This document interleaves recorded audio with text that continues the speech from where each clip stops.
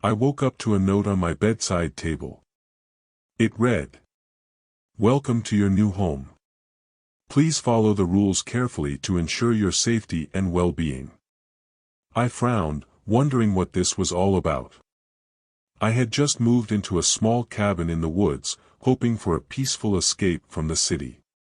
But now, something about this note made me uneasy. I picked up the paper and began to read the list of rules. 1. Do not leave the cabin after dark. 2. Do not answer the door if someone knocks after sunset. 3. Do not make noise after 10 p.m. 4. Do not touch the tree in the backyard.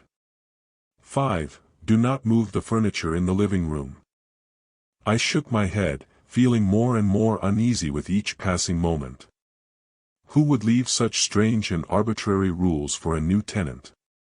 And why were they so concerned with my safety? Despite my misgivings, I decided to stick to the rules, at least for the time being. I spent my days exploring the woods, enjoying the solitude and peacefulness of the natural surroundings. But as the sun began to set each evening, I found myself growing more and more anxious. One night, as I was settling down to sleep, I heard a soft knock at the door. My heart raced as I remembered the second rule: do not answer the door after sunset. But before I could even think about it, the knocking stopped. The next few nights were uneventful, but I still couldn't shake the feeling that something was off about this place. And then, one day, I broke one of the rules. I was out in the backyard, admiring the beautiful tree that stood in the center of the clearing. Without even thinking, I reached out and touched the bark.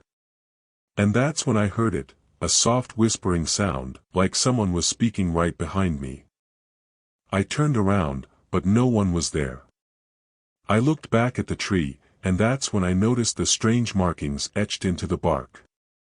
They looked like symbols from a language I had never seen before. From that moment on, things only got stranger. I would hear whispers and strange noises coming from the living room at night, but every time I went to investigate, the room was empty. And then, one night, I broke another rule. I moved the furniture in the living room, hoping to find something that might explain the strange occurrences. But as soon as I did, the cabin began to shake violently, as if an earthquake was tearing the place apart. I scrambled to put the furniture back in its place, but it was too late. The shaking stopped, but the damage was done. The cabin was no longer the peaceful retreat I had hoped for. The final straw came when I heard a knock at the door, late at night. I knew I shouldn't answer it, but something inside me compelled me to do so. And that's when I saw them, a group of shadowy figures, with glowing red eyes and twisted, contorted faces. I screamed and tried to run, but they were too fast. They chased me through the woods, their eerie whispers echoing in my ears. And then, just as suddenly as they appeared, they were gone. I fled the cabin, never to return. To this day, I don't know who or what those figures were, or what they wanted from me.